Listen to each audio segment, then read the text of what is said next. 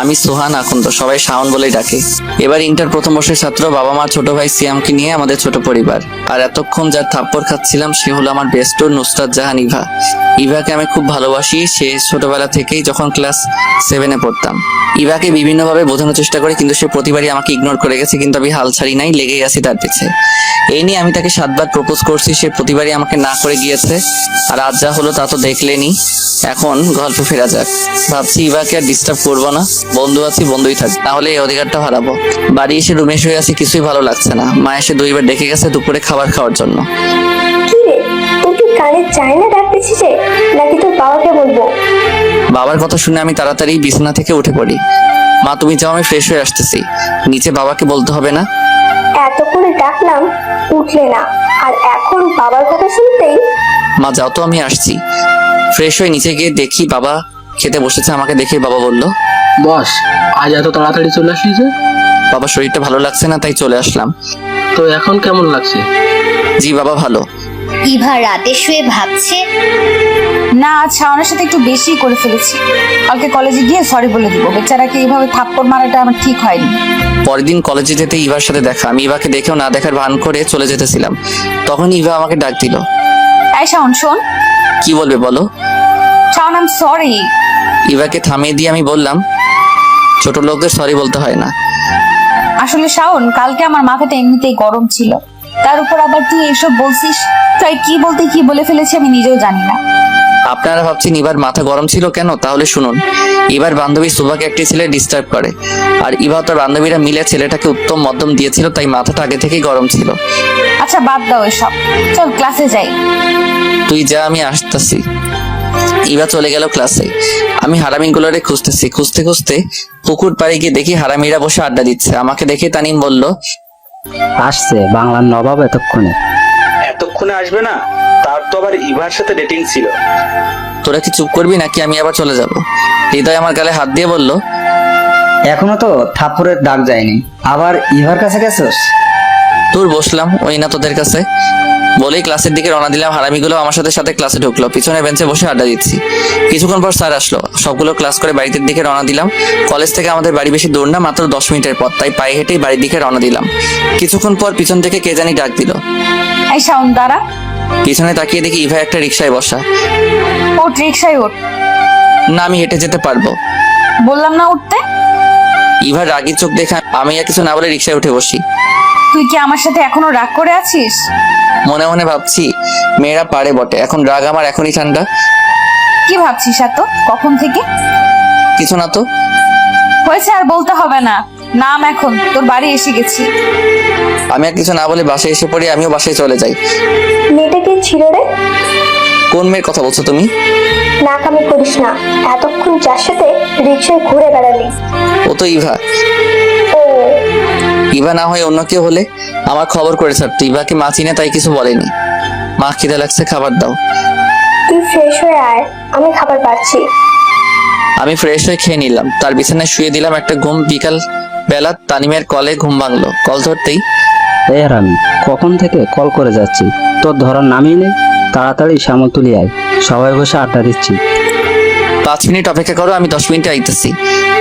তারপর ফ্রেশ হয়ে শ্যামলতলি গেলাম। বন্ধুদের সাথে আড্ডা দিয়ে রাতে বাড়ি ফিরলাম। এভাবে চলছিল দিনকাল। দেখতে দেখতে 2টা বছর চলে গেল। এইচএসসি পরীক্ষা চলে এলো। ভালোভাবে পরীক্ষাও দেই, আল্লাহর রহমতে ভালো রেজাল্টও করি। শুধু আমি না, ইভাও ভালো রেজাল্ট করেছে। দুইজনে একই ভার্সিটিতে চান্স চাই এবং ভর্তি হয়, তবে ইভা জানে না। তবে সেদিনের পর থেকে ইভাকে আর ভালোবাসি কথাটা বলিনি, শুধু মনের মধ্যে রয়ে গেল। কি রে, আর কত ঘুমাবি? আজ না তোর ভার্সিটির প্রথম দিন, প্রথম দিনই লেট করবি নাকি? মার কথা শুনে লাফ দিয়ে বিছানা হতে উঠি। মা তুমি নাস্তা রেডি করো, আমি আসতেছি। ফ্রেশ হয়ে রেডি হয়ে নিচে গিয়ে দেখি বাবা খাবার টেবিলে বসে আছে। কি ঘুম ভাঙলো? জি বাবা। শুনলাম আজ নাকি কলেজে যাবি। জি বাবা। বাবাকে আমি খুব ভয় পাই, তাই বাবার সামনে বেশি কথা বলি না।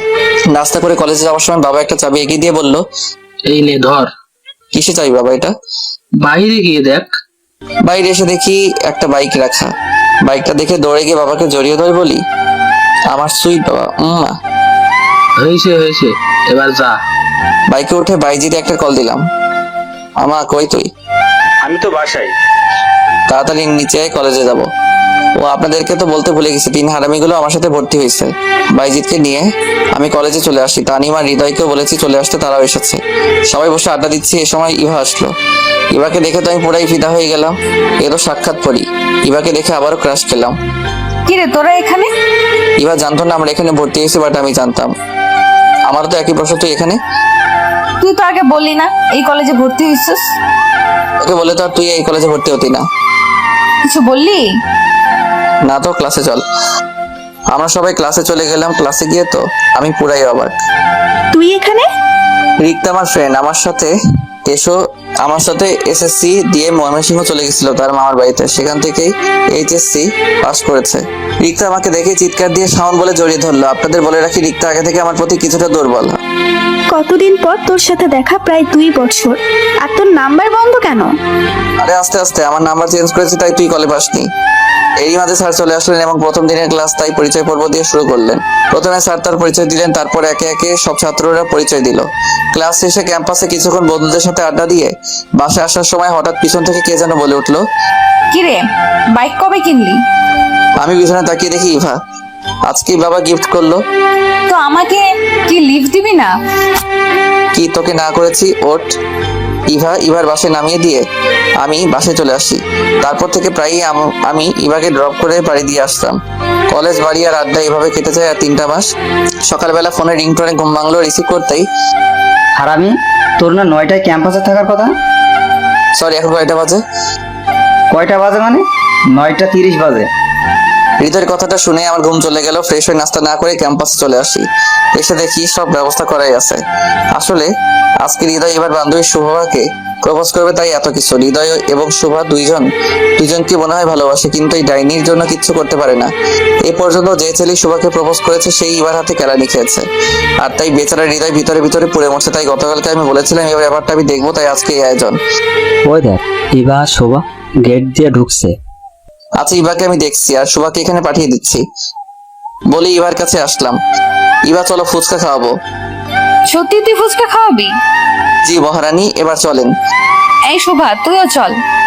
না শুভা থাক, শুভা তোমাকে হৃদয় ডাকছে। শুভা বুঝতে পেরে হারামিদের কাছে চলে গেল। এই তুই শোভাকে ভাগিয়ে দিলি কেন? আসলে আমার কাছে বেশি টাকা নাই, তাই তোর যদি শর্ট পরে ফুচকা, তাই তাকে পাঠিয়ে দিয়েছি। ডাহা মিথ্যা কথা, ইভা যাতে বুঝতে না পারে তাই এটা বললাম। ইভাকে নিয়ে আমি ক্যান্টিনে চলে আসছি। ইভা ইচ্ছা মতো ফুচকা খেলো। এদিকে শুভা হৃদয়ের কাছে আসলো।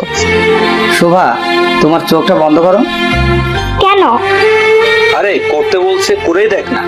শুভা চোখ বন্ধ করলে হৃদয় হাঁটু গেড়ে বসে গোলাপ ফুলটা শুভার সামনে ধরে। I love you Shobha, do you love me?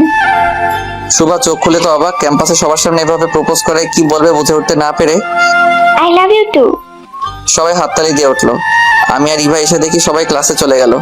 তাই ইভা বলে উঠলো, শাওন চল আজকে তোর বাইকে ঘুরি।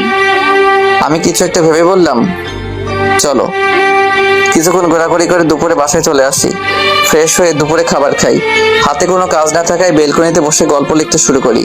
আর গল্প লিখতে বসলেই কেন জানি না ইভার কথা মনে পড়ে।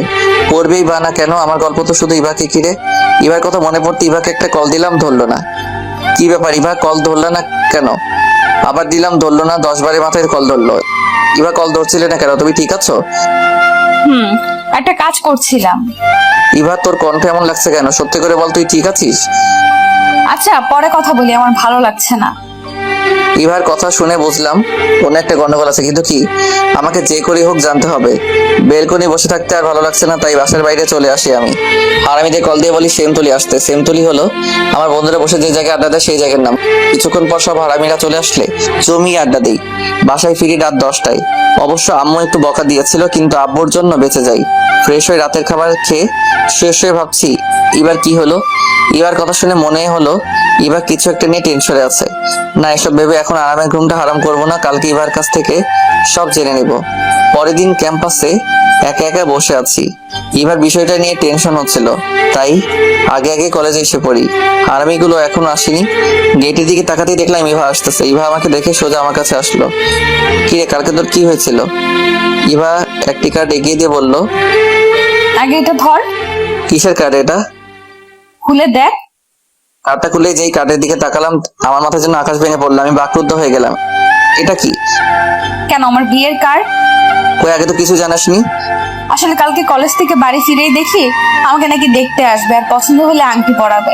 ছেলে আমাকে দেখে পছন্দ করে, আর ছেলে 1 মাস পর অস্ট্রেলিয়া চলে যাবে, তাই বিয়ের ডেটটা এত তাড়াতাড়ি দিয়েছে। তুই বিয়েতে রাজি? আসলে প্রথমে একটু রাগ হয়েছিল এত তাড়াতাড়ি বিয়ে, তারপর ভাবলাম বিয়ে তো একদিন করতেই হবে, তাই রাজি হয়ে যাই। আচ্ছা তুই থাক, আমি যাই, সবাইকে কার্ড দিতে হবে। ইভা চলে গেল আর আমি বসে বসে চোখের জল ফেলছি। ইভা, তুই একটিবার আমার কথা ভাবলি না? আমি যে তোকে ছাড়া অচল। আমি যদি তোকে না পাই তাহলে তো আমার জীবন অপূর্ণ থেকে যাবে। এসব কথা ভাবছি আর চোখের জল ফেলছি। কিছুক্ষণ পর বন্ধুরা এসে দেখে আমি কাঁদতেছি। কি রে, কি হয়েছে? কাঁদতেছিস কেন? কি রে, বল কি হয়েছে? কে কি বলেছে? ইভার বিয়ে ঠিক হয়ে গেছে। মুহূর্তের মধ্যে সবার মুখ কালো হয়ে গেল। কি বলিস? কবে বিয়ে? 1 সপ্তাহ পর। তুই যে ইভাকে ভালোবাসিস এই কথা ইভাকে বলিসনি? না রে, এঙ্গেজমেন্ট হয়ে গেছে, 1 সপ্তাহ পর বিয়ে। কি করি এখন এসব বলি? আচ্ছা ক্লাসে চল, পরে দেখা যাবে। না রে, তোরা যা, আমি বাসায় যাব। আচ্ছা, সাবধানে যাইস। বাসায় এসে রুমে শুয়ে কাঁদতে কাঁদতে কখন যে ঘুমিয়ে গেছে মনে নেই। বিকালে বন্ধুরা শ্যামলতলি যাওয়ার জন্য বলেছিল, আড্ডা দিবার জন্য, কিন্তু আমি যাইনি। দেখতে দেখতে কেটে গেল আরো 3টা দিন। আমি 3 দিনে কলেজে যাইনি, ঠিক মতো খাওয়া দাওয়া করিনি, একেবারে ভেঙে পড়ি। আজ বন্ধুরা সবাই এসেছে আমায় দেখতে। কি রে, তুই কলেজে যাস না কেন? আরে, মেয়ে একটা গেলে 10টা পাবি। আমি তো ইভাকে বলতে পারবো না রে। এভাবে আর চলতে দেওয়া যায় না, কিছু একটা করতে হবে। কিছুক্ষণ আড্ডা দিয়ে বিকালের দিকে বন্ধুরা চলে যায়। রাতে খাবার টেবিলে সবাই খেতে বসলাম। এই সময় বাবা বলে উঠলো, কি রে, ইভা মামুনির বিয়ে তুই তো একবারও বলিসনি?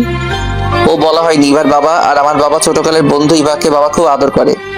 শোন, কালকে আমরা সবাই রহিমের বাড়ি যাব। রহিম হলো ইভার বাবা। আমি যেতে পারবো না। কিভাবে যাব? নিজের ভালোবাসার মানুষকে অন্য কেউ নিয়ে যাবে, এটা আমি নিজ চোখে দেখতে পারবো না।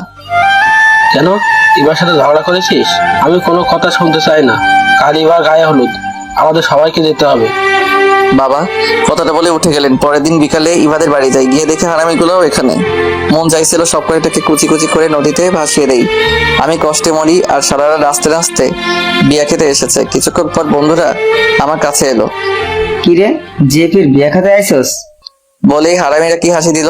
রাগে আমার গা জ্বলে যাচ্ছিল। তোর মোবাইলটা দে তো। আমি আমার মোবাইলটা দিলাম হৃদয়কে। শালা শেয়ারে কি জানি নিল, তারপর আমাকে মোবাইলটা দিয়ে বলল, আচ্ছা তোর জিএফের বিয়ে তুই খা, আমরা গেলাম। বলে হারামিরা আমাকে রেখে চলে গেল। যাক, ভালো হয়েছে। হারামিরা এমন কথা বলতো, এতে আমার কষ্ট আরো বাড়তো। আমি ইভার রুমে গিয়ে দেখি ইভাকে গায়ে হলুদের সাজ সাজাচ্ছে।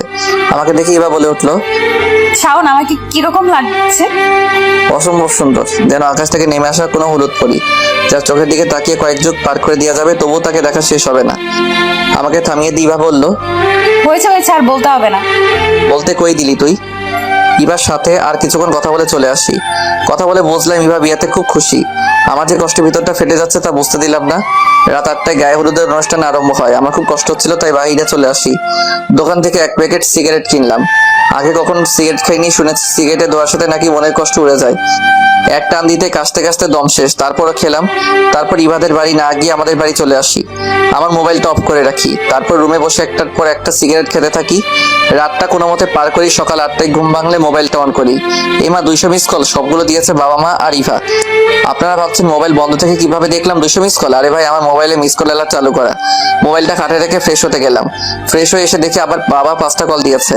মোবাইলটা হাতে নিতেই আবার বাবার কলটা ধরতেই, এই হারামজাদা, কখন থেকে কল করছি, ধরিস না কেন? জি বাবা, ওয়াশরুমে ছিলাম। কই তুই এখন? কালকাতে মানুষের হাঙ্গামায় ভালো লাগছিল না, তাই আমাদের বাসায় চলে আসি। ভালো লাগছিল না তো আমাদের বলে যেতে পারতি। আর শোন, তাড়াতাড়ি তুই রহিমের বাসায় আয়। জি বাবা, আসতেছি। ইচ্ছা না থাকা সত্ত্বেও যেতে হলো। বিয়ে বাড়িতে সবাই কত আনন্দ করছে, সবাই কত খুশি, শুধু আমি একাই শুধু কষ্ট পাচ্ছি। তাই ছাদে এসে একা একা বসে মোবাইল টিপতেছি। নিচে অনেক হাঙ্গামার শব্দ শোনা যাচ্ছে, তাতে আমার কি, আমি মন মরা হয়ে বসেই আছি। কিছুক্ষণ পর বাবা মা আঙ্কেল ছাদে আসলেন। আঙ্কেল মানে ইভার বাবা। বাবা আমার কাছে এসে বলে উঠলো, তুই কি ইভাকে ভালোবাসিস? বাবা এই কথা শুনে তাই পুরো অবাক হয়ে যাই। কি রে, কথা বলছিস না কেন? না বাবা, আমরা তো শুধু বন্ধু আর কিছু না। তাহলে এসব কি? আমার আর ইভার কিছু ক্লোজ ছবি দেখিয়ে, আর ইভা আমার ফ্রেন্ড, একসাথে ছবি তুলতেই পারি। দেখ জসিম, এই সামান্য বিষয় নিয়ে যারা বিয়ে ভেঙে দেয় তাদের কাছে আমার মেয়ে দিব না। বাবা আমাকে একদিকে নিয়ে বলল, তুই কি কাউকে ভালোবাসিস? কি না বাবা? আচ্ছা বুঝলাম, এখন বল তোর ইভাকে কেমন লাগে, মানে ইভা মেয়ে হিসেবে কেমন?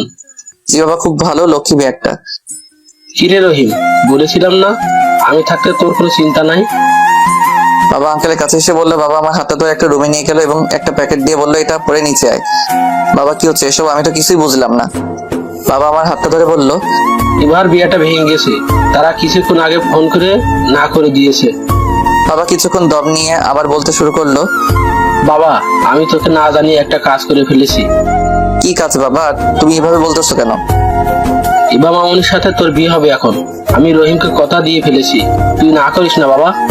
বাবার কথা শুনে আমি হাসবো না কাঁদবো কিছুই বুঝতেছি না। সবকিছু যেন আমার মাথার উপর দিয়ে গেল। আমি বললাম, বাবা ইভা কি রাজি হবে? রহিম বলেছে ইভাকে রাজি করাবে। ঠিক আছে। এরই মধ্যে হারামিরা চলে এসেছে। এই তোমরা শাওনকে নিয়ে নিচে আসো, আমি যাই। বলেই বাবা চলে গেল। কিরে কেমন দিলাম? মানে বিয়ের তোরা ভাঙাইছস? আগে হ্যাঁ। বন্ধু বল না, এত বড় কাজ কিভাবে করলি? শুন, তোর কাছ থেকে কালকে মোবাইল নিয়েছিলাম, মনে আছে? তোর মোবাইল থেকে তোর আর ইভার কিছু ক্লোজ ছবি নিয়েছিলাম, আর এই ছবি ইভার হবু বরকে দেখিয়েছি। ব্যাস, কাজ হয়ে গেছে। তোরা এটা না করলেও পারতি। কি বললি? ঠিক আছে, জামাইকে ফোন করে আসতে বলি। আরে না, আমি তো মজা করছিলাম। তবে রে হারামি, বলে বন্ধুরা আমাকে মারতে শুরু করলো। বর্ষে যে নিচে গেলাম বন্ধুদের সাথে, কাজী কবুল বলতে বলতে সাথে সাথে কবুল বলে ফেলি। যাক, এবার আর চিন্তা নেই। বিয়ার কাজ শেষ হলে ইভাকে আঙ্কেল গাড়ি পর্যন্ত নিয়ে এসে আমার হাতে তুলে দিলেন। তখন আমার কি যে ভালো লাগছিল তা আপনাদের বলে বোঝাতে পারবো না। গাড়িতে বসে ভাবছি কি কপাল আমার, গেলাম বিয়ে খেতে আর আসলাম বউ নিয়ে। এসব ভাবছি আর মনে মনে হাসি। বাসায় এসে মা ইভাকে বরণ করে নিল। হারামিরাও আছে আমার বাসায়। 2000 টাকা দে তো। আমার কাছে তো টাকা নাই। আচ্ছা লাগবো না হৃদয়, তুই শাওনকে নিয়ে সাথে যা, আমি না বলা পর্যন্ত রুমে আসবি না। আমি আর হৃদয় ছাদে বসে আড্ডা দিচ্ছি। কিছুক্ষণ পর বাইজিদার তানিম এলো। চল, ভাবি তোর জন্য বসে আছে। তারপর হারামিরা আমার রুমের সামনে নিয়ে আসে। শোন, বিড়াল কিন্তু ভালো করে মারিস। তুই না পারলে আমাকে বলিস। বাকশালারা রুমে এসে দরজাটা লাগিয়ে দিয়ে এবার দিকে তাকাতে দেখি ইয়া বড় একটা ঘোমটা দিয়ে বসে আছে। ঘোমটার জন্য এবার মুখটা দেখা যাচ্ছে না। এক পা দুপা করে এগোচ্ছি, বুকটা ধুকপুক করতেছে। শুনেছি বাসর ঘরে বউ নাকি স্বামীর পায়ে সালাম করে। কই ইভা তো এলো না সালাম করতে। কি করব কিছুই বুঝতেছি না। নিজের উপর রাগ হচ্ছে, কেন যে আগে 2-3টা বিয়ে করে বাসর ঘরের অভিজ্ঞতা অর্জন করিনি। খাটের এক কোণে গিয়ে বসলাম। আমাকে দেখি এবার ঘোমটাটা সরিয়ে বলল, শোন, আমি তোকে স্বামী হিসেবে মানতে পারবো না, তো আমার কাছে আসার চেষ্টা করবি না। ইভার কথা শুনে আমি বাকরুদ্ধ হয়ে যাই। কি বলবো কিছুই বুঝতেছি না। ইভা আমার দিকে একটা বালিশ ছুঁড়ে মেরে বলল, তুই সোফায় ঘুমা আর আমি খাটে ঘুমাবো। সোফায় তো আমি ঘুমাতে পারি না। তা আমি কি করবো? ঘুমাতে না পারলে জেগে থাক, যা তো এখান থেকে, আমি ঘুমাবো। কি আর করব, মনে একরাশ কষ্ট নিয়ে সোফায় শুয়ে পড়লাম। বাসর ঘর নিয়ে জীবনে কত স্বপ্ন দেখেছি, শেষ পর্যন্ত কিনা আমাকে সোফায় ঘুমাতে হলো। ভাবতেই চোখে জল চলে এলো। সকালবেলা ঘুম ভাঙতে চোখ খুলে দেখি বউ আমার গোসল করে এসে আয়নার সামনে বসে মাথার চুল আঁচড়াচ্ছে। প্রতিদিন সকালে ঘুম ভাঙতে ইভাকে দেখতে পারবো, ভাবতেই ভালো লাগে। এভাবে চেয়ে আছিস কেন? আমার বউকে দেখছি। আমি না তোকে বললাম আমি তোকে স্বামী হিসেবে মানি না, তো আমাকে এইসব বউটাও ডাকবি না। শোয়া থেকে উঠে ফ্রেশ হয়ে ইভাকে নিয়ে নিচে গেলাম। আমাদের দেখে সবাই হা হয়ে তাকিয়ে আছে, যেন আমরা ভিন্ন গ্রহে এলিয়েন। আমাদের আর কোনোদিন দেখিনি। বাহ, তোদেরকে খুব মানিয়েছে। দেখতে হবে না কার ছেলে আর ছেলের বউ? ছেলে কি তোমার একার নাকি? আরে তোমরা ঝগড়া থামাবা, আমি তোমাদের দুজনেরই ছেলে। এখন খেতে দাও। মা আপনিও বসে পড়েন, আমি বেড়ে দেই।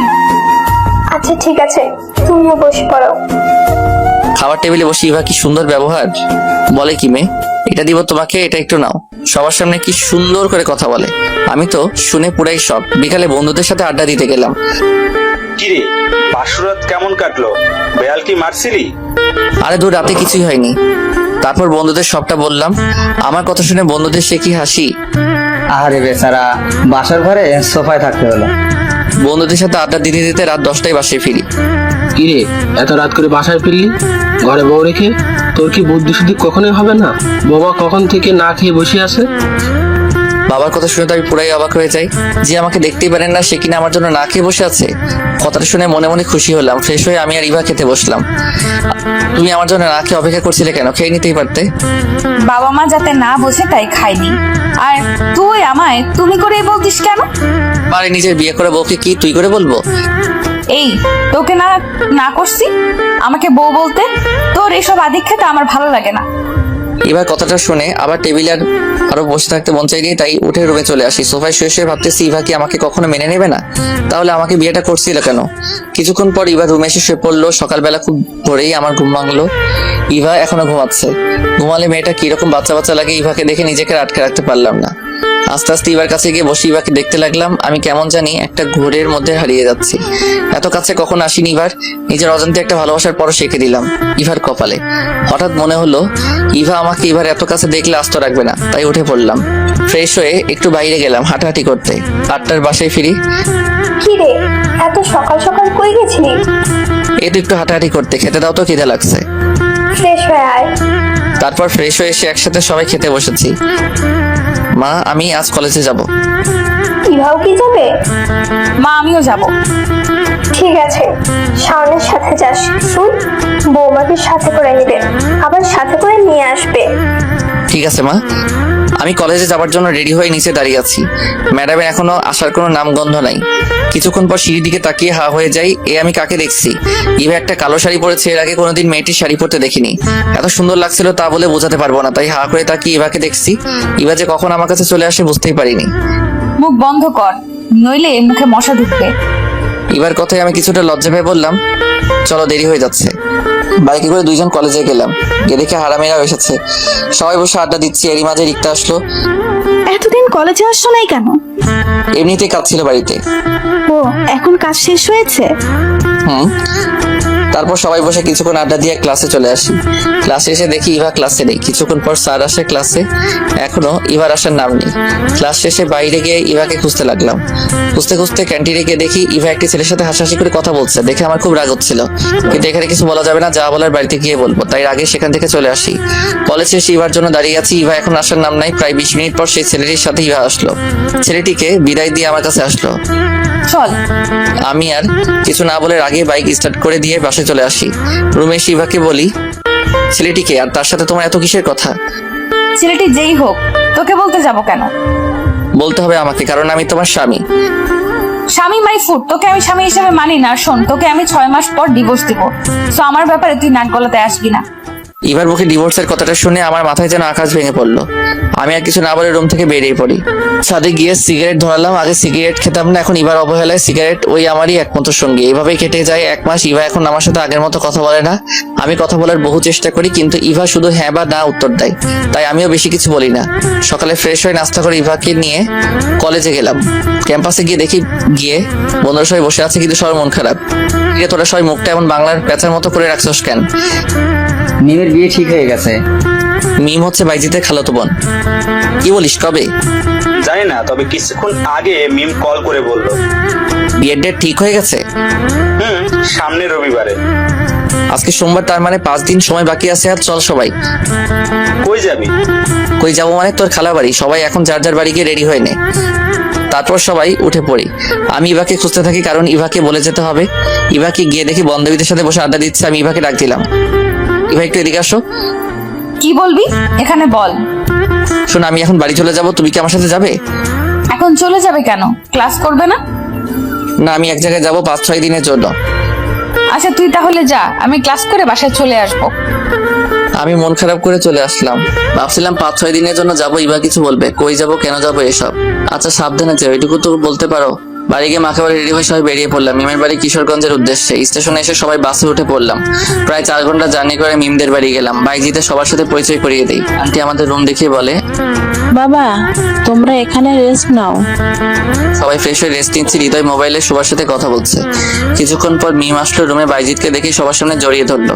আমরা সবাই হা হয়ে গেলাম। মিম কিছুক্ষণ পর যখন দেখলো আমরা তাকিয়ে আছি, বাইজিৎকে ছেড়ে দিয়ে বলল, সরি। সমস্যা নাই, আপনারা কন্টিনিউ করতে পারেন। বলে আমরা রুমতে বেরিয়ে পড়ি। রাতে খাবার খেয়ে সবাই রুমে আসি। বাইজিৎ, আমার মিমের সাথে কিছু কথা আছে, চল মিমের রুমে। তারপর আমি আর বাইজিৎ মিমের রুমে যাই। মিম, আমি তো কিছুই বুঝলাম না, আপনি বাইজিৎকে ভালোবাসেন, তাহলে বিয়েতে রাজি হলেন কেন? আসলে বাবা আমাকে না জানিয়ে আমার বিয়ে ঠিক করেছে। তাহলে জানার পর আঙ্কেলকে কিছু বলেন না কেন? আমি বাবাকে খুব ভয় পাই, আর বাবাকে বাইজিতের কথাটা বলতে পারিনি। আচ্ছা, আপনি এখন কি চান? আমি বাইজিতকে ছাড়া বাঁচতে পারবো না। আচ্ছা, আমরা আছি, সব ঠিক করে দিব। বলে আমি আর বাইজিৎ রুম মধ্যে চলে আসি এবং সবাইকে সব বললাম। সব তো বুঝলাম, এখন বাইজিৎ তুই তোর আঙ্কেলকে বলতে পারবি? না ভাই, আঙ্কেল খুব রাগী, আমি বলতে পারবো না। আরে এদের দিয়ে কিছু হবে না, যা করার আমাদের কি করতে হবে। অনেক রাত হয়েছে, এখন সবাই ঘুমা। তারপর সবাই ঘুমিয়ে পড়ি। সকালবেলা ঘুম ভাঙতে ইবার কথা মনে পড়লো। প্রতিদিন ঘুম থেকে উঠে ইবাকে দেখতাম, আজ ইবাকে দেখতে না পেয়ে মন খারাপ করে বসে আছি। কিরে, মন খারাপ করে বসে আছিস কেন? না এমনি, আর কই মন খারাপ। এবার কথা মনে পড়ছে তাই না? আমি মাথা নেড়ে হ্যাঁ জানালাম। বন্ধুরা এমনই হয়, মুখ দিয়ে কিছু বলতে হয় না, চোখ দেখেই সব বলে দিতে পারে। মন খারাপ করিস না, দেখিস সব ঠিক হয়ে যাবে। তারপর ফ্রেশ হয়ে সবাই মিলে ঘুরতে গেলাম। কিশোরগঞ্জের পাগলা মসজিদ, সোলাগিয়া ঈদগাহ মাঠ ও গুরুদয়াল কলেজে ঘুরলাম। গুরুদয়াল কলেজের অনেক নাম শুনেছি, এখানে নাকি রাষ্ট্রপতিও লেখাপড়া করেছে, তাই এই কলেজটা দেখার খুব শখ ছিল। কিছুক্ষণ ঘোরাঘুরি করে মিমদের বাড়ি গেলাম। এখনো মিমের বাবাকে বাইজিদের কথা বলা হয়নি, তাই সবাই বসে প্ল্যান করতেছে কিভাবে বলা যায়। এভাবে কেটে গেল আর 2টা দিন, এখনো আঙ্কেলকে বলা হয়নি। আঙ্কেলের যা রাগী মানুষ, এই 3 দিনে বুঝেছি, তাই কেউ বলার সাহস পাইনি। অবশেষে আজ সিদ্ধান্ত নিয়েছি সবাই মিলে আজই বলবো। দুপুরে খাওয়া দাওয়ার পর মিমের বাবা মার রুমে গেলাম। আঙ্কেল, আপনাদের সাথে কিছু কথা ছিল। কি বলবে বলো? আঙ্কেল, আমার মনে হয় মিম এই বিয়েতে খুশি না। কি বলছো এসব? আঙ্কেল, আপনি একবার কি মিমকে জিজ্ঞেস করেছেন? মিমেরও তো পছন্দ অপছন্দ থাকতে পারে। কি বলতে চাও তুমি? স্পষ্ট করে বলো। জি আঙ্কেল, মিম আর বাইজিৎ দুইজন দুজনকে ভালোবাসে আঙ্কেল। বেশ, মিম মিম। রাগে মিমকে ডাক দিলেন আঙ্কেল। জি বাবা। আমি যা শুনেছি তাকে সত্যি? মিম ভয়েস শুধু মাথা নাড়িয়ে হ্যাঁ জানালো। তোমরা সবাই এখন যাও। আমাদের দিকে রাগীভাবে তাকিয়ে আঙ্কেল বলল আমরা রুমে চলে আসি। আঙ্কেল কি বললো রে? জানি না, তবে খুব রেগে গেছে। কিছুক্ষণ পর আঙ্কেল বাইজিৎকে তার রুমে ডাকলেন। বেচারা মুখটা ভয় দেখার মতো ছিল। বাইজিৎ আঙ্কেলের রুমে গেলে কি বলবো জানি না, তবে বাইজিৎ আর মিমকে রুম থেকে দেখছি হাসি মুখে বের হচ্ছে। কিরে আঙ্কেল, কি বলবো? আঙ্কেল আমাদেরকে মেনে নিয়েছে। সত্য। আমাকে ডেকে নিয়ে প্রথমে খুব বকাঝকা করলো, আগে কেন বলিনি তার জন্য। তারপর আঙ্কেল বলল আর 2 দিন পর বিয়ে, এখন আর সম্ভব না। তারপর আমি আর মিম আঙ্কেল পায়ে ধরে কান্নাকাটি করি, তখন আঙ্কেল আমাদের মেনে নিয়েছে। তার মানে কালকের দিন পর তোদের বিয়ে? না রে, আঙ্কেল বললো আমার লেখাপড়া শেষ করে তারপর বিয়ে। বিয়ে পরে হবে, তাতে কি? এখন তো প্রকাশে প্রেম করতে পারবি। আচ্ছা শোন, বিয়ে যখন হবে না তাহলে আমরা বরং আজকেই চলে যাই। আজকে দিনটা থাকি না, কালকে না হয় চলে যাব। আচ্ছা বুঝছি, আর বলতে হবে না। পরের দিন সকালে আমরা সবাই বাড়ির দিকে রওনা দিই। দুপুরে বাসায় এসে পৌঁছাই। দরজায় কলিং বেল দিতেই মা এসে দরজা খুলে দিল। মাকে দেখে জড়িয়ে ধরি। কেমন আছো মা? ভালো। যা ফ্রেশ হয়ে খেতে আয়। ফ্রেশ হয়ে এসে আমি আর মা খেতে বসি। শোন, বিকালে গিয়ে ইভাকে নিয়ে আয়। কেন? আর ইভা কই গেছে? কেন, তুই জানিস না ইভা তোকে কিছু বলেনি? না, ইভা তো কিছু বলেনি আমাকে। তুই চলে যাওয়ার পর তো ইভাও তার বাড়িতে চলে গেছে। তোমাকে বলে যায়নি? বললো তো, তুই নাকি বলেছিস যেতে। আচ্ছা, বিকালে গিয়ে নিয়ে আসবো। অনেক জার্নি করেছি, তাই রুমে গিয়ে শুইতেই এক ঘুম। বিকালে মায়ের ডাকে ঘুম ভাঙলো। কি রে, তুই না ইভাকে আনতে যাবি? আচ্ছা তুমি যাও, আমি ফ্রেশ হয়ে যাচ্ছি। তারপর ফ্রেশ হয়ে বাইকটা নিয়ে ইভাদের বাড়ি গেলাম। অনেক দিন বাইকটা ধরা হয়নি, তাই বাইকেই গেলাম।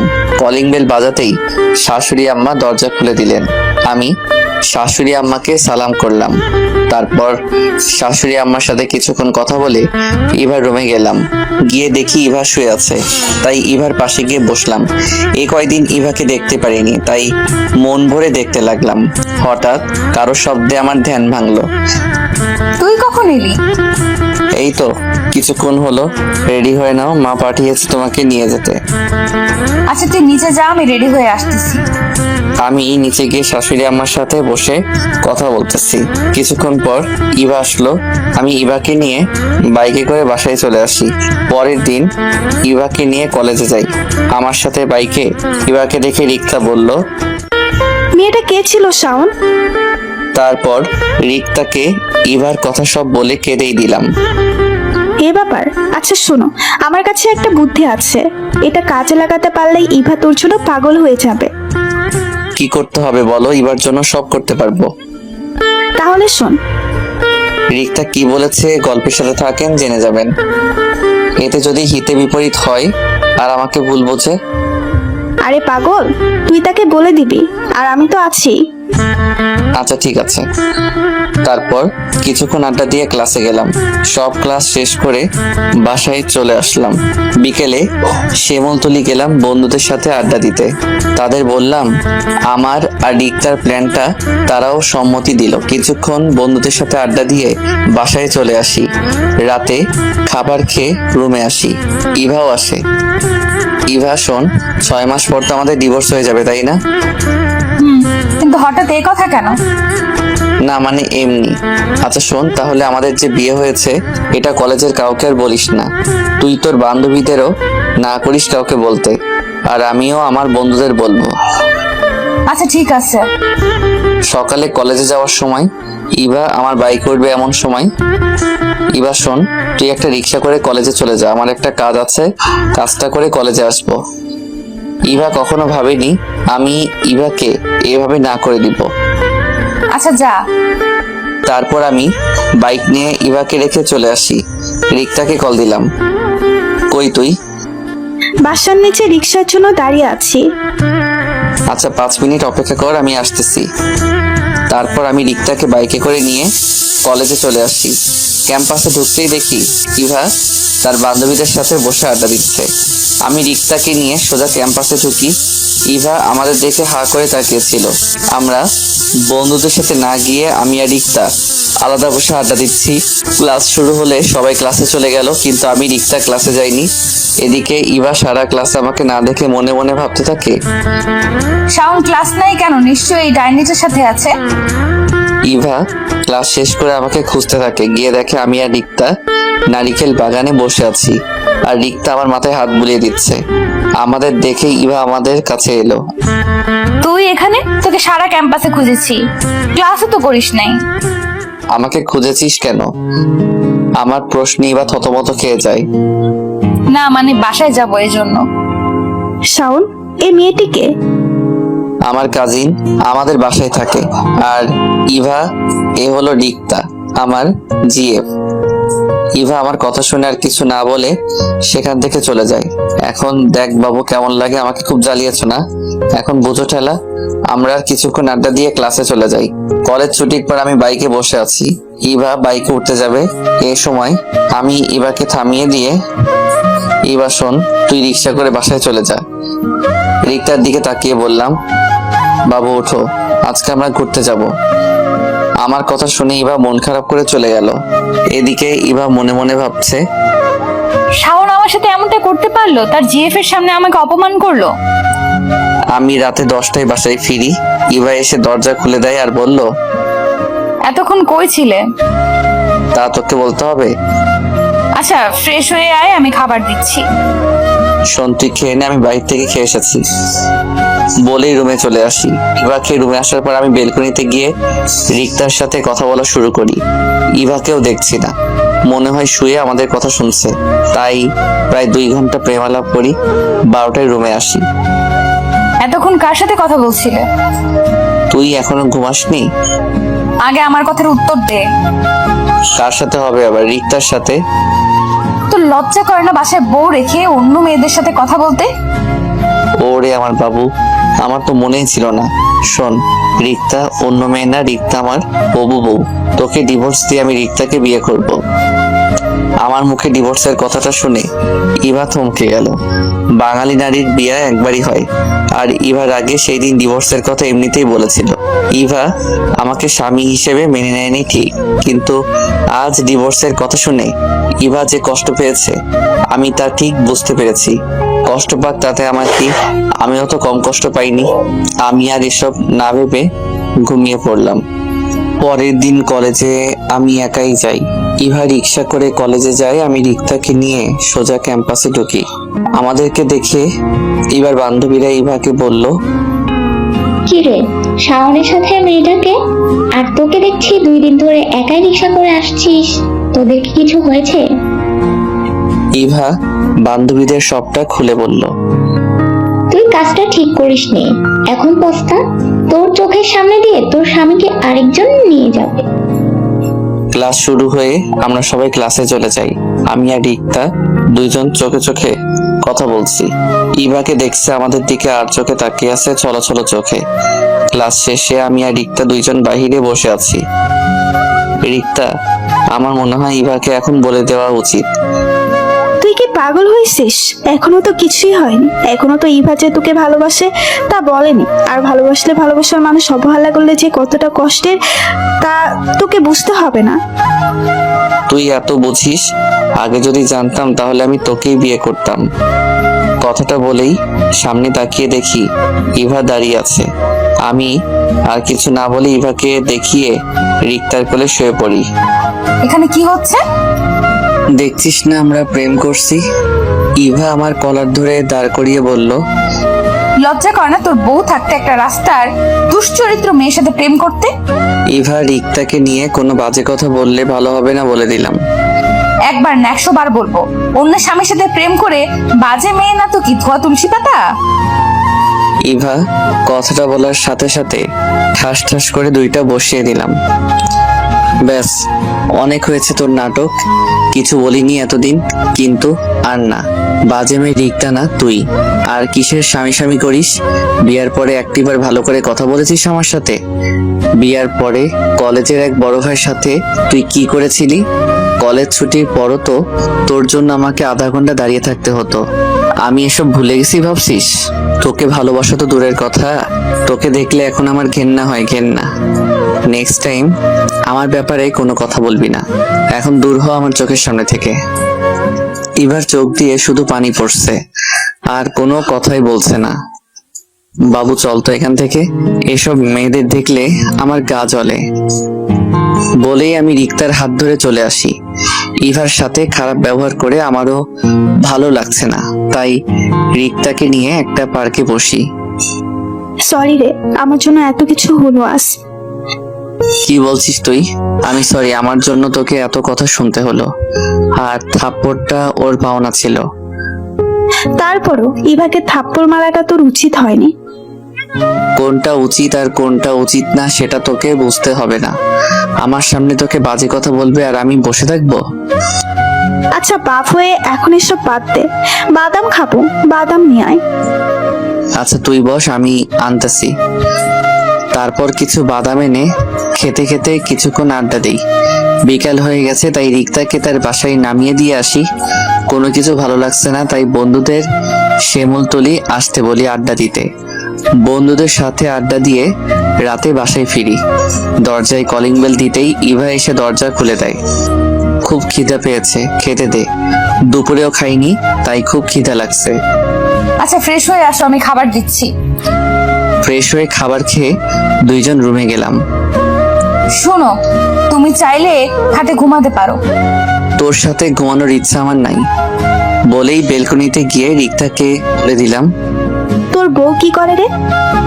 কি আর করবে, খাটে বসে বসে চোখের জল ফেলছে। কলেজের ব্যাপারে তোকে কিছু বলেছিল? না, কিছুই বলেনি, তবে বাসায় আসার পর থেকে তুমি করে বলতেছে। বলেছিলাম না তোর জন্য পাগল হয়ে যাবে তোর বউ। আচ্ছা শোন, আমার ব্যাপারটা মনে থাকে যেন। মনে থাকবে। তুই আমার এত বড় উপকার করলি, তোর কথাটা আমি রাখবো না? আচ্ছা আমার ঘুম পাচ্ছে, রাখি। ওকে, শুভরাত্রি বলে কলটা কেটে দিলাম। বেলকনিতে থেকে রুমে এসে দেখি ইভা শুয়ে শুয়ে কি জানি ভাবছে। আমি সেই দিকে খেয়াল না দিয়ে সোফায় শুয়ে পড়লাম। কখন যে ঘুমিয়ে গেছি মনে নেই। মাঝরাতে হঠাৎ কারো শব্দে ঘুম ভেঙে গেল।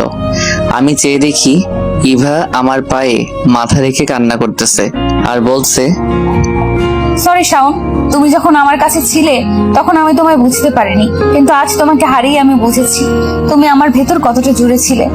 এখন তোমাকে হারিয়ে বুঝেছি আমি তোমাকে কতটা ভালোবাসি। ভালোবাসার মানুষের অবহেলা যে কতটা কষ্টের এখন আমি বুঝতেছি। তোমাকে খুব অবহেলা করেছি সেই ছোটবেলা থেকে। এখন আমি বুঝতে পারছি তুমি কতটা কষ্ট পেয়েছো। তুমি শুধু একবার ফিরে আসো, আর কোনোদিন তোমাকে হারাতে দিব না। ইভার কথা শুনে খুব ইচ্ছে করছিল ইভাকে জড়িয়ে ধরে বলি, ভালোবাসি তোমায়, খুব ভালোবাসি। কিন্তু না, এখন কিছু বলা যাবে না। তাই আবার ঘুমিয়ে গেলাম। সকালবেলা ইভার ডাকে ঘুম ভাঙলো। কি, আমাকে একটু শান্তিতে ঘুমাতেও দিবে না? অনেক বেলা হয়েছে, ওঠো। আর তোমার জন্য কফি বানিয়ে এনেছি, না হলে কফি ঠান্ডা হয়ে যাবে। আজ সূর্য কোন দিক দিয়ে উঠলো, তুই আমার জন্য কফি করে আনলি? বারে, আমার বরের জন্য আমি কফি বানিয়ে আনতে পারি না? কি বলছিস? তোর বর? ভুলে যাস না, আর 3 মাস পর আমাদের ডিভোর্স হয়ে যাবে। তুই আমাকে কি ডিভোর্স দেস? আমিও দেখে নেব। কিছু বললি নাকি? না, কিছু বলিনি। আচ্ছা এখন কফিটা নাও। আমি ঘুম থেকে উঠে কফিটা খেয়ে ওয়াশরুমে গেলাম ফ্রেশ হতে। ইভার চিল্লাচিল্লিতে ওয়াশরুম থেকে বের হলাম। কি হয়েছে, এভাবে চেঁচাচ্ছিস কেন বলে ফ্লোরের দিকে তাকিয়ে দেখি আমার মোবাইলটা ভেঙে পড়ে আছে। হায় আল্লাহ, এটা কি করলি? আমার মোবাইলটা ভাঙলি কেন? এই তোর মোবাইলে মেয়েদের এত কল কিসের? ইভার আমার কলার ধরে কথাটা বলল। আমি ভাঙা মোবাইলটা হাতে নিয়ে দেখি রিক্তা কল দিয়েছিল।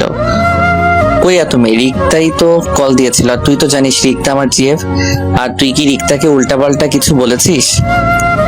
কি বলেছি তা ওই ডাইনিটার কাছ থেকে জেনে নিস। তাহলে জেনে নিন ইভা কি বলেছিল।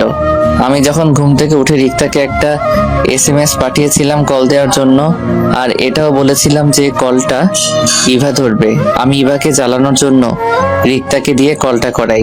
ইভা কল রিসিভ করতেই, বাবু তোমার ঘুম ভাঙলো? শোন, রাস্তা করার দরকার নেই, তাড়াতাড়ি কলেজে চলে আসো। আমি তোমার জন্য বিরিয়ানি রান্না করে আনবো। এই মেয়ে, তো সমস্যা কি? আমার স্বামীর জন্য আমি থাকতে তুই রান্না করে আনতে যাবি কেন? কি বললি? তোর স্বামী শাওন তো তোকে ডিভোর্স দিয়ে আমাকে বিয়ে করবে, আর 3 মাস পর। শোন ডাইনি, আমার স্বামীর দিকে তুই যদি চোখ তুলেও তাকাস তাহলে তোর চোখ আমি তুলে নেব। আমি কি করে বসে বসে আঙুল চুষবো? শাওন, শুধু আমার কথাটা মনে রাখিস। ইভা আর কিছু না বলে আছাড় দিয়ে আমার স্বাদের মোবাইলটা ভেঙে ফেলে। এই যা, এইটুকুর জন্য আমার মোবাইলটা ভেঙে ফেললো। আমি আর কিছু না বলে রেডি হয়ে নিচে গেলাম নাস্তা করতে। নাস্তা করে আমি যথারীতিতে ইভাকে রেখে কলেজে গেলাম। গিয়ে দেখি বন্ধুরা বসে আড্ডা দিচ্ছে, তাই তাদের সাথে বসলাম। কিরে, তোর কি অবস্থা? আজকাল তো ক্যাম্পাসে আমাদের সাথে বসিসই না, তা আজ কি মনে করে? তোরা তো জানিস আমি একটা মিশনে আছি। তো শুনি আপনি কি মিশনে আছেন? আরে তুই আয়, বস বস। বসবো না। শাওন, চল না, ফুচকা খাবো। চল ক্যান্টিনে। ক্যান্টিনে না, বাইরে রাস্তায় দাঁড়িয়ে খাওয়ার মজাই আলাদা। আচ্ছা চল। কি আর করার, রিক্তাকে নিয়ে কলেজের সামনে মরে গেলাম ফুচকা খেতে। হঠাৎ সামনে যেয়ে দেখি ইভা রিক্সা করে কলেজের দিকে আসতেছে। ইভাকে দেখে আমি, হা করো তো বাবু। কি রে, হঠাৎ রাস্তার মধ্যে তোর এত প্রেম আসলো কোথা থেকে? পিছনে তাকিয়ে দেখো।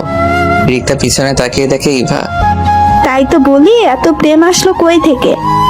ইভাকে দেখে রিক্তা আমাকে আর আমি রিক্তাকে ফুচকা খাইয়ে দিতে লাগলাম। আমাদের প্রেম দেখে ইভা রিক্সা হতে নেমে আমার হাত থেকে ফুচকার প্লেটটা নিয়ে একটা আছাড় মারলো। কি হচ্ছে এসব? এটা রাস্তা, সো আস্তে কথা বলো। তোকে না বললাম এই ডাইনির সাথে না যেতে? তাহলে তুই তার সাথে কি করছিস? দেখিস না দুইজন প্রেম করছি, তুই তো এসে দিলি সব শেষ করে। তুই আজ বাসায় আয়, তোর মজা দেখাবো। এতদিন তোকে কিচ্ছু বলি নাই, তাই লাই পেয়ে গেছিস। বলেই ইভা রাগে ফুসতে ফুসতে রিক্সায় উঠে বাসার দিকে চলে গেল। এই তুই ইভাকে এত রাগালি কেন? এমনিতেই এখন না আমার ইভাকে রাগাতে ভালো লাগে। হা হা হা হা। আচ্ছা তুই ইভাকে সত্যিটা কবে বলবি? ইভার জন্মদিন সামনে মাসের 8 তারিখ, ভাবছি ইভাকে সেই দিব, সারপ্রাইজ দিব, সবটা বলে নতুন করে আবার প্রপোজ করব। তার মানে আরো 1 মাস ইভাকে কষ্ট দিবি? জি মহারানী, আমিও কম কষ্ট পাইনি। এখন চলো, ক্লাস করতে হবে। ফুসকার বিল দিয়ে আমি আর রিক্তা বাইকে করে কলেজে চলে আসি। বাইকটা রেখে আমি আর রিক্তা ক্লাসে চলে যাই। কলেজ ছুটির পর আমি রিক্তাকে তার বাসায় নামিয়ে দিয়ে আমি বাসায় চলে আসি। বাসায় কলিং বেল দিতেই মা এসে দরজা খুলেই আমার কানটা ধরে বলতে লাগলো, ইভাকে তুই নাকি মেরেছিস আর তাকে নাকি রাস্তায় নামিয়ে দিয়েছিস। ইভা যে এতদিন রিক্সা করে কলেজে যায় মা জানে না। মা আমি তো কিছু করিনি।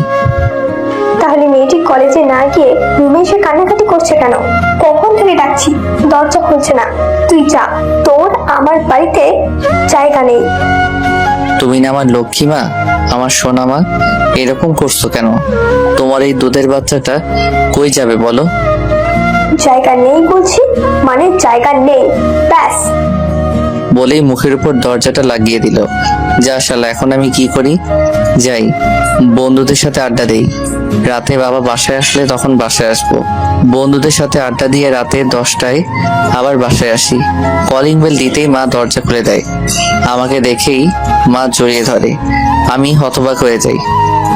তোকে একটু বকা দিয়েছি বলে কি আমাদের ছেড়ে চলে যাবি? মা তুমি কাঁদতেছো কেন? আমি তো কোথাও যাইনি। তুই বল, কোনোদিন এরকম করবি না।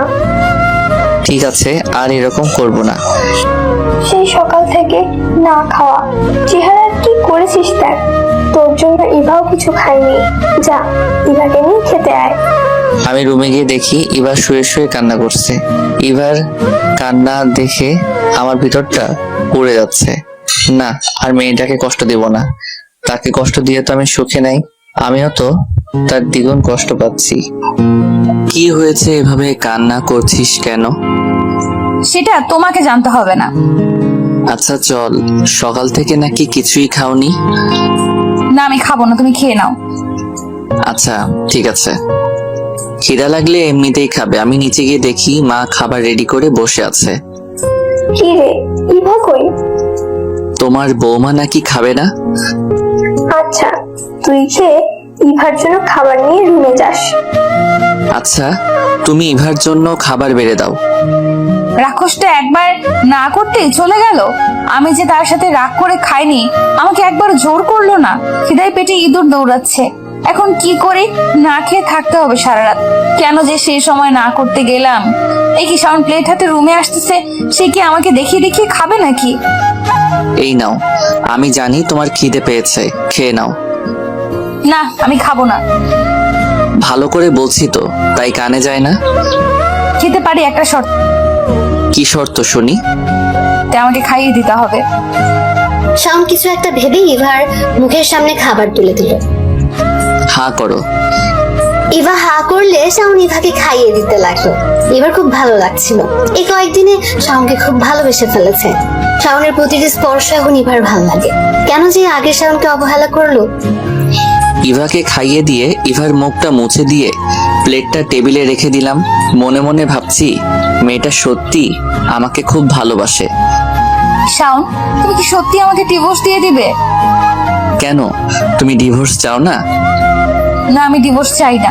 সেদিন আমি এমনিতেই রাগে ডিভোর্সের কথা বলেছিলাম। এ ব্যাপারে আমরা পরে কথা বলি। বলে আমি সোফায় শুয়ে পড়লাম। সকালবেলা ইভার ডাকে ঘুম ভাঙলো। ফ্রেশ হয়ে নাস্তা করলাম। কলেজে যাওয়ার জন্য রেডি হচ্ছি। এমন সময় চলো না, আজ আমরা ঘুরতে যাই। অনেক দিন হলো তোমার সাথে ঘুরতে যাই না। না, আজকে রিক্তাকে নিয়ে মুভি দেখতে যাব। আজকে সময় নেই। আমি এমনিতেই বানিয়ে বললাম। রিক্তার কথা বলাতে ইভার মনটা খারাপ হয়ে গেল। শুধু রিক্তা রিক্তা রিক্তা, কি আছে এই মেয়ের মধ্যে যা আমার মধ্যে নেই? রিক্তা কি আমার থেকেও বেশি সুন্দরী? রিক্তার মধ্যে কি আছে শুনতে চাও? রিক্তা তোমার মতো অহংকারী না। রিক্তার ভালো একটা মন আছে যা তোমার মধ্যে নেই। তাছাড়া রিক্তা আমাকে খুব ভালোবাসে। কি পেয়েছি তোমাকে ভালোবেসে বলতে পারবে? চর থাপ্পড় ছাড়া। সেই ছোট কাল থেকে তোমাকে ভালোবেসেছি, বিনিময়ে কি পেয়েছি? শুধুই অবহেলা। এখন আমাকে একটু শান্তিতে থাকতে দাও। ইভার দিকে চেয়ে দেখি শুধুই চোখের জল ফেলছে, আর কিছুই বলছে না। শোন, আমার সামনে এসব নেখা কান্না করবে না, এসব আমার একদম পছন্দ না। এদিকে ইভা ভাবছে আগে শাওন তাকে কত ভালোবাসতো, তার জন্য কত কি করতো। তার মন খারাপ দেখলে সহ্যই করতে পারতো না, তাকে হাসানোর কত চেষ্টা করতো। সেই শাওন এখন বলছে তার কান্না নাকি নেকি কান্না। এসব ভেবে ইভা হাউ বাউ করে কেঁদে উঠলো। আমি তাড়াতাড়ি করে ইভার মুখটা চেপে ধরি। মা শুনতে পারলে আজ আমার খবর আছে। কালকে কোনো রকম বেঁচে গেছি। ইভা প্লিজ কান্না থামাও, মা শুনতে পারলে আমাকে মেরে ফেলবে। ইভা কান্না থামালো, কিন্তু মাঝে মধ্যে ফুপাচ্ছে আর চোখের জল ফেলছে। যতই হোক ইভাকে ভালোবাসি তো, তাই ইভার সামনে বসে ইভার চোখের জল মুছে দিয়ে বললাম, সরি। আচ্ছা চলো, আজ আমিও তোমার সাথে রিক্সা করে কলেজে যাব। ইভা কান্না মাখা কণ্ঠে বলল, না তুমি যাও, আমি কলেজে যাব না। আমি আর কিছু না বলে কলেজে চলে গেলাম। আমি জানি ইভা এখন দরজা লাগিয়ে শুয়ে শুয়ে কান্না করবে। করুক, তাতে আমার কি? আমিও তো ইভার জন্য কম কান্না করিনি। কলেজে এসে কিছুই ভালো লাগছে না। না, আজ ইভার সাথে একটু বেশি করে ফেলেছি। কিরে, কখন থেকে দেখছি মন খারাপ করে বসে আছিস? কিছু কি হয়েছে? তেমন কিছু না, এমনি মন খারাপ। আমরা কি তোর আপন কেউ? আমাদেরকে বলবি? এখন তো তোর রিক্তাই আপন। তুইও শুরু করলি? আচ্ছা শোন, তারপর সবটা বললাম ওদের। ইভা তো এখন তোকে ভালোবাসে, তাহলে তাকে বলে দিচ্ছিস না কেন? ভাবছি ইভার জন্মদিনের ইভাকে সারপ্রাইজ দিব। তুই যা ভালো মনে করিস। আচ্ছা এখন চল ক্লাসে যাই। তারপর সবাই ক্লাসে চলে গেলাম। কলেজ ছুটির পর বাসায় এসে কলিং বেল দিতেই মা দরজা খুলে দেয়। রুমে এসে দেখি ইভা রুমে নেই, হয়তো বেলকনিতে হবে।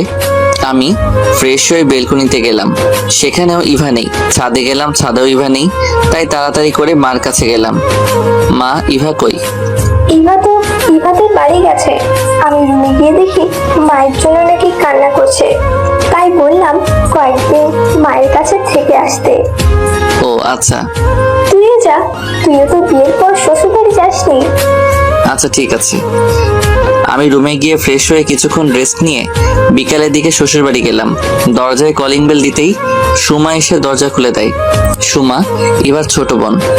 কি দুলা ভাই, আপুকে ছাড়া বুঝি ভালো লাগছিল না, তাই আপু আসতে না আসতেই চলে এসেছেন? আরে না শালিকা, আমি আসছি। তোমার জন্য কতদিন তোমাকে দেখি না। হয়েছে, আর পাম দিতে হবে না আমাকে। এলো রে সোমা, মা, দুলা ভাই এসেছে।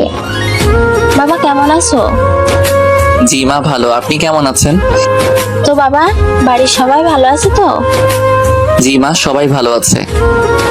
বাবা উপরে যাও, ইভা রুমেই আছে। আমি ইভার রুমের সামনে এসে আসতে পারি? ইভা আমার দিকে তাকিয়ে শোয়া থেকে উঠে বলল, তুমি কখন এলে? আর বাইরে দাঁড়িয়ে আছো কেন? ভেতরে আসো। আমি ভিতরে গিয়ে সোফায় বসলাম। তুমি ফ্রেশ হয়ে নাও, আমি তোমার জন্য কফি বানিয়ে আনছি। আমি ফ্রেশ হয়ে এসে দেখি ইভা কফি নিয়ে দাঁড়িয়ে আছে। এই নাও। আমি কফিটা নিয়ে বেলকনিতে দাঁড়িয়ে কফি খাচ্ছি। ইভার রুমের বেলকনিটা খুব সুন্দর। বেলকনিতে কয়েক ধরনের ফুলের গাছ আছে, খুব সুন্দর দেখতে। সুমা মনে হয় এগুলো দেখাশোনা করে। বেলকনিতে খুব সুন্দর মনোরম পরিবেশ একটা। আমি কফি খাচ্ছি আর মনোরম সৌন্দর্য উপভোগ করতে লাগলাম। অর্ধেক কফি খেতেই হঠাৎ ইভা এসে ছো মেরে কফিটা খেয়ে গেল। এটা কি হলো? তোমার আর খেতে হবে না, বাকিটা আমি খাবো। বলে ইভা কফিতে চুমুক দিল। আজব তো, নিজের জন্য একটা বানিয়ে আনলেই তো পারে, আমারটা নিয়ে গেল। আমি আর সেখানে দাঁড়িয়ে না থেকে রুমে এসে পড়লাম। রুমে এসে একা একা ভালো লাগছে না, তাই গল্প লিখতেছিলাম। দুলা ভাই রুমে কার সাথে এত চ্যাটিং করেন? আমি সামনে তাকিয়ে দেখি সুমা। চ্যাটিং করি না শালিকা, গল্প লিখছিলাম। এখন গল্প লিখতে হবে না, চলেন ছাদে যাই, আড্ডা দিব। আপু তুমিও চল না। তারপর ছাদে তিনজন বসে আড্ডা দিলাম। সুমা মেয়েটা না খুব মিশুক, এত কথা বলতে পারে মেয়েটা। কথা বলতে শুরু করলে থামতেই চায় না। শাশুড়ি আম্মা ছাদে এসে ডেকে গেছেন রাতের খাবার খাওয়ার জন্য, তাই নিচে চলে যাই। নিচে গিয়ে খাবার টেবিল দেখে তো আমার চোখ কপালে উঠে গেল। এত খাবার! খাবার দেখে মনে হচ্ছে এই বাড়িতে থেকে যাই আজীবন, জামাই আদর পাবো। খেতে বসে তো পড়লাম আরেক বিপদে। কি বাবা, কিছুই তো খাচ্ছ না? এটা নাও ওটা নাও না করার সত্ত্বেও জোর করে দেয়। এত খাবার মনে হয় আমি জীবনেও খাইনি। খাওয়া দাওয়া শেষে রুমে চলে আসি। এই তোমার মা কি আমাকে মারার প্ল্যান করছে নাকি? ইভা আমার দিকে অবাক হয়ে তাকিয়ে আছে। জোর করে এত খাবার খাওয়ালো, আমার খুব ক্লান্ত লাগছে। আচ্ছা একটা বালিশ দাও, আমি ঘুমাবো। শোনো, তুমি খাটে ঘুমাও, আমি সোফায় থাকি। না থাক, তুমি খাটে থাকো। আমাদের বাড়িতে এসে তুমি সোফায় থাকবে তা হয় না। তোমার সোফায় থাকা অভ্যাস নাই, তুমি থাকতে পারবে না। আচ্ছা ঠিক আছে, আমরা দুজনেই খাটে থাকি, মাঝখানে কোলবালিশ থাকবে। আচ্ছা ঠিক আছে বলে আমি খাটে একপাশে শুয়ে পড়লাম। সকালবেলা ঘুম ভাঙতেই আমার বুকে ভারী কিছু একটা অনুভব করলাম। চোখ খুলে দেখি ইভা আমার বুকে মাথা দিয়ে শুয়ে আছে। তখন যে আমার কি ভালো লাগছিল তা বলে বোঝাতে পারবো না। এই প্রথম ইভার আমার এত কাছে এসেছে। নিজের অজান্তেই ইভাকে আমি জড়িয়ে ধরি। কখন যে আবার ঘুমিয়ে গেছি বলতেই পারিনি। ইভার ডাকে আবার ঘুম ভাঙলো আমার। ইভা একটা মুচকি হাসি দিয়ে বলল, এখন আমাকে ছাড়বে নাকি এইভাবে জড়িয়ে ধরে রাখবে? ও সরি। এই যা খেলাম একটা বাস। কেন? যখন ঘুমিয়ে গেছিলাম। লজ্জায় এখন আমার মাথা কাটা গেল।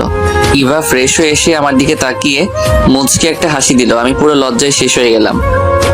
যাও, আর লজ্জা পেতে হবে না, ফ্রেশ হয়ে এসো। মা কয়েকবার ডেকে গেছে নাস্তা করার জন্য। আমি বিছানা হতে উঠে ফ্রেশ হতে চলে গেলাম। ফ্রেশ হয়ে এসে ইভার সাথে নিচে গেলাম।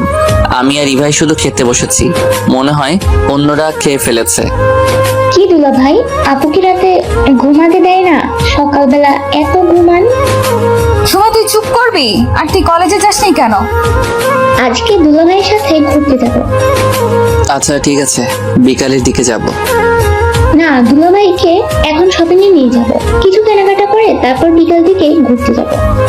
খাইছে রে আমারে, এই মেয়েকে নিয়ে মার্কেটে গেলে তো আমার পকেট পুরো ফাঁকা করে দিবে। বিয়ে করলে এই এক জ্বালা, শ্বশুর বাড়ি গেলে শালা শালিকা পকেট পুরো ফাঁকা করে ফেলে। লজ্জায় কিছু বলাও যায় না। যারা বিয়ে করেছেন তারা এই বিষয়ে আমার থেকেও বেশি জানেন। দুপুরের দিকে সুমাকে নিয়ে মার্কেটে গেলাম। সুমা শুধু ঘুরে ঘুরে দেখে, কিছুই পছন্দ হচ্ছে না। অবশেষে দুইটা জামা নিল। আমিও ইভার জন্য পছন্দ করে একটা নীল শাড়ি কিনলাম। বিয়ের পর কিছুই দেয়নি মেয়েটিকে, কোনোদিন কিছু চাইও নি মেয়েটি। সুমাকে নিয়ে একটা রেস্টুরেন্টে গেলাম। লাঞ্চ করে বাসায় চলে আসি। আমি রুমে গিয়ে দেখি ইভা শুয়ে আছে।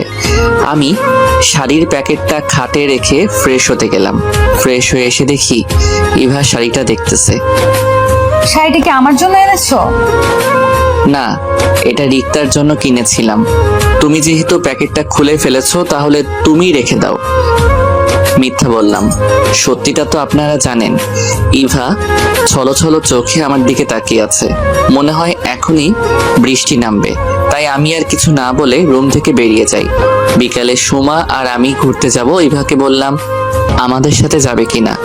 ইভার নাকি ভালো লাগছে না, তাই যাবে না। আমি সুমাকে নিয়ে একটা নদীর পাড়ে গেলাম। সেখানে কিছুক্ষণ ঘোরাঘুরি করি। সুমা বায়না ধরলো ফুচকা খাবে, তাই রাস্তার পাশে একটা ফুচকার দোকানে দাঁড়াই। সুমা ফুচকাওয়ালা মামাকে বেশি করে ঝাল দিতে বলল। সুমা দুইটা ফুচকা খেয়েই ঝালে কাতরাতে লাগলো। পানি পানি, দুলা ভাই পানি। মামা পানি দেন। মামা পানি তো শেষ। কি বলেন, ফুচকা বেচেন আর পানি রাখেন না? বলে আমি দোকানের দিকে হাঁটা দিলাম পানি আনতে। আমি পানি নিয়ে এসে দেখি সুমা নাই। মামা সুমা কই গেছে বলতে পারবেন? আপাকে কয়েকটা ছেলে জোর করে এদিকে টেনে নিয়ে গেছে।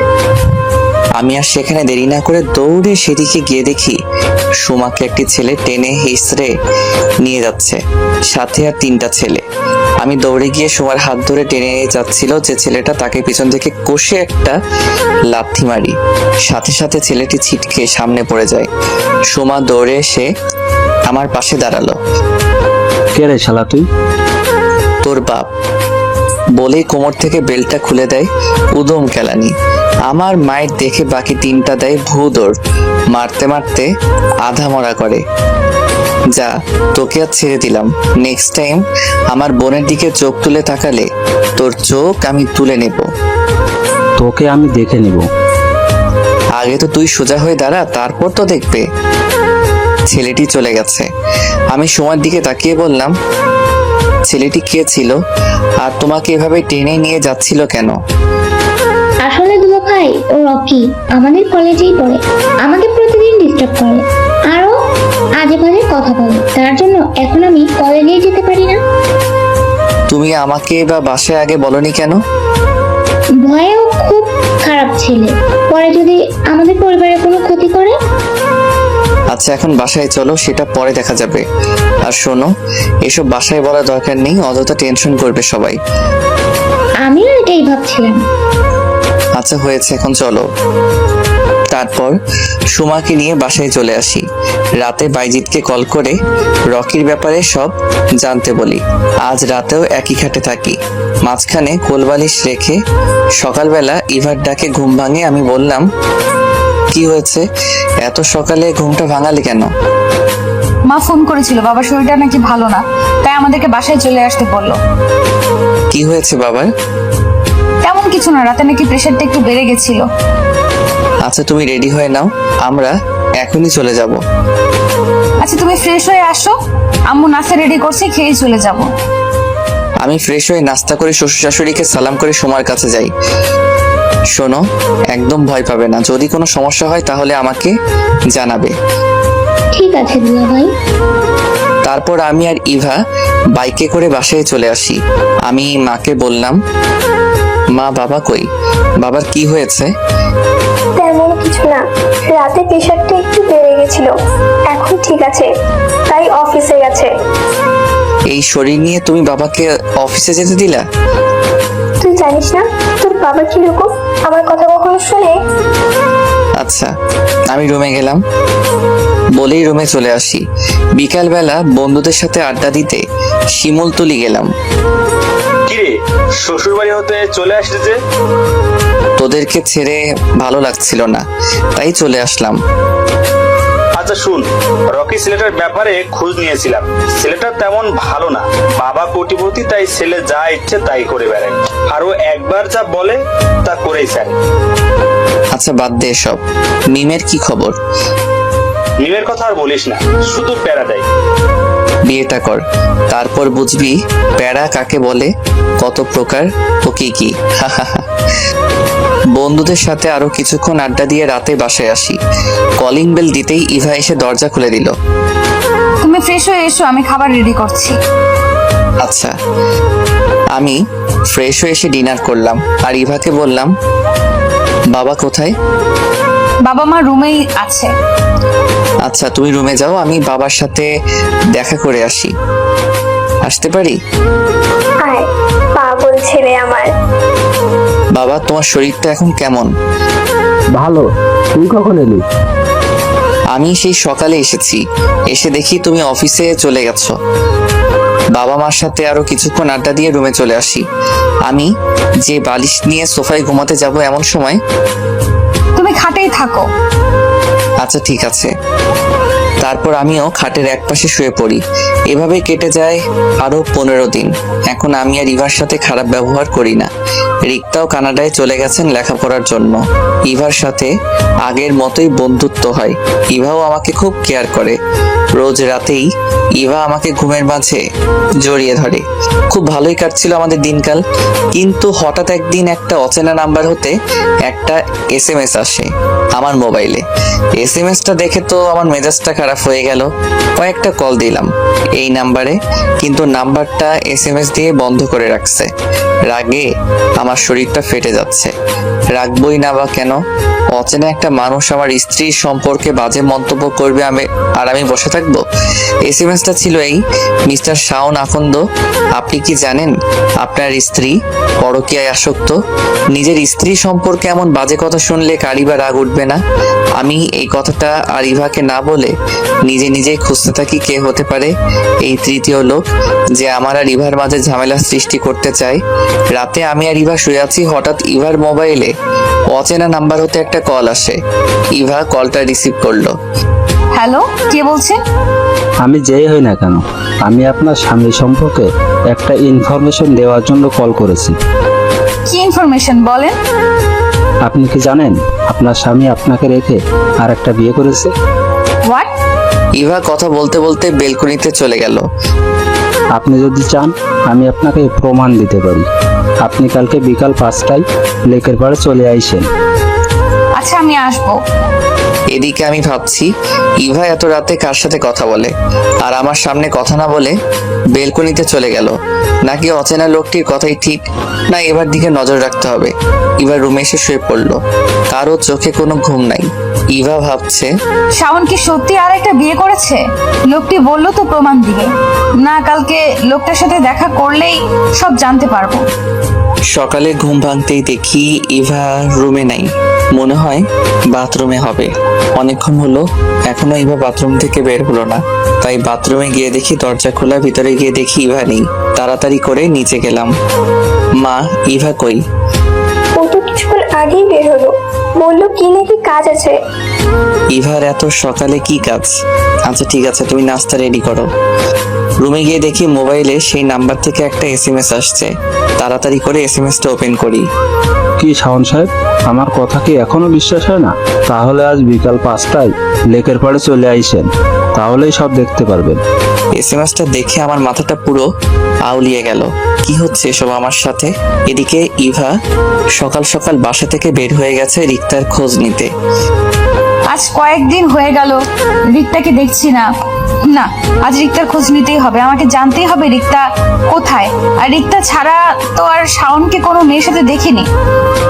ইভা রিক্তার খোঁজ নিয়ে জানতে পারে রিক্তা দেশের বাইরে চলে গেছে লেখাপড়ার জন্য। ইভা মনে মনে ভাবে, রিক্তা যদি দেশের বাইরেই চলে যায় তাহলে শাওন কাকে বিয়ে করলো আর কে হতে পারে? না, লোকটির সাথে বিকেলে দেখা করতেই হবে। যেই হোক, বিকেলে লোকটির সাথে দেখা করলেই তো জানতে পারবো। ইভা বিকেল 5টায় লেকের পাড়ে অচেনা লোকটার সাথে দেখা করতে যায়। অচেনা লোকটি ইভার হাতে কয়েকটি কাগজ দেয়। শাওন কি করে পারলো এটা করতে? আমার কথা একবারও মনে হলো না। ছেলেদের মন কখন কি চায় কে জানে। এখন প্রমাণ হলো তো, আমি এখন আসি। অচেনা লোকটি চলে গেল। ইভা দাঁড়ানো থেকে দপাস করে বসে পড়লো। আর এসব কিছু শাওন আড়ালে দেখে আসছে। কি হলো ইভার? আর ইভার হাতে কিসের কাগজ? আর এই লোকটি বা কে? যাই হোক, আগে এই অচেনা লোকটিকে ধরতে হবে, তাহলেই সব জানতে পারবো। আমি বাইজিৎ আর তানিমকে ফোন করে আসতে বলি, আর আমি লোকটি পিছু নেই। কিছুক্ষণ পর বন্ধুরা আসলে সুযোগ বুঝে অচেনা লোকটিকে ধরে ফেলি। 3 বন্ধু মিলে অচেনা লোকটিকে ইচ্ছে মতো কেলানি দেওয়ার পরে লোকটি মুখ খুলল।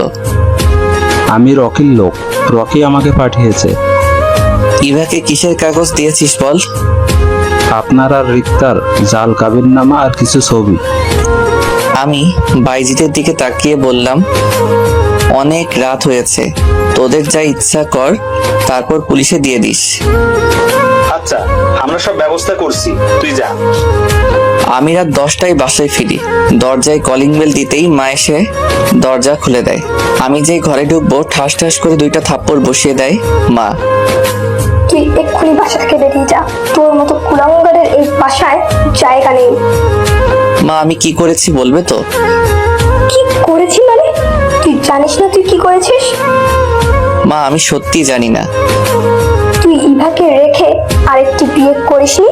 তোর জন্য আজকে আমার মেয়েটি কাঁদতে কাঁদতে বাসা থেকে বের হয়ে চলে গেছে। মা, আমি সত্যি বিয়ে করিনি, এটা আমাকে ফাঁসানো হচ্ছে। আমাকে আর মিথ্যে বলতে হবে না, আমি নিজ চোখে দেখেছি। তুই এক্ষুনি বাসা থেকে বেরিয়ে যা। মাকে আর বুঝিয়ে লাভ নেই। আমি জানি মা আমার কথা কখনো বিশ্বাস করবে না, তাই বাইকটি নিয়ে বেরিয়ে পড়ি। গন্তব্য ইভাদের বাসা। প্রায় 11টায় ইভাদের বাসায় যাই। দরজার কলিং বেল দিতেই শাশুড়ি আম্মা দরজা খুলে দেয়। শাওন, তুমি ভিতরে আসো। মা, ইভা কই? রুমে আছে, যাও তুমি। যাক, এই বাড়িতে মনে হয় জানে না, তাই জামাই আদর করতেছে। আমি ইভার রুমে গিয়ে দেখি ইভা রুমে নাই। কিছুক্ষণ পর ইভা ওয়াশরুম থেকে বের হয়ে আমাকে দেখে বলল, তুমি কেন এসেছো? এখনই আমার রুম থেকে বেরিয়ে যাও। আমার বউটা দেখি আমার সাথে রাগ করছে ছুবে না তুমি আমাকে। বলেই এক ধাক্কা দিয়ে আমার থেকে নিজেকে ছাড়িয়ে নিল। কি ভুল করেছি আমি বলবে তো আমাকে? আমার সাথে কেন আইসিস? রিক্তার কাছে জানা, ও নাকি রিক্তা এখন নেই বলে আমার কাছে আইসিস দেহের স্বাদ মিটাতে। ইভা কথাটি বলার সাথে সাথে ঠাস করে একটা থাপ্পড় বসিয়ে দেই আমি, আর বললাম, এই তোমার ভালোবাসা? তোমার ভালোবাসার প্রতি কোনো বিশ্বাস নেই? কোনো অচেনা লোকের কথাই নিজের স্বামীকে ভুল বুঝলে? কথাটা বলেই মোবাইলটা বের করে রকির লোকের জবানবন্দি থেকে ইভাকে দেখাই। আচ্ছা বুঝলাম, বিয়ে না হয় করিনি, তুমি তো রিক্তাকে ভালোবাসো। কে বলেছে? আমার এত সুন্দরী বউ থাকতে এই রিক্তাকে ভালোবাসতে যাব? দাঁড়াও, রিক্তাকে একটা কল দেই। বলে রিক্তাকে কল দিয়ে লাউড স্পিকার অন করে দেই। রিক্তা বলল, কি রে, কি খবর? তোর বউকে এখনো কি জ্বালাস নাকি বলে দিয়েছিস? না রে, তোর ভবিষ্যতের সাথে কথা বলবে। দে ভাবিকে কথা বলি।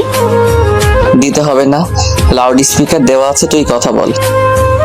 সরি ভাবি, আপনাকে অনেক জ্বালিয়েছি।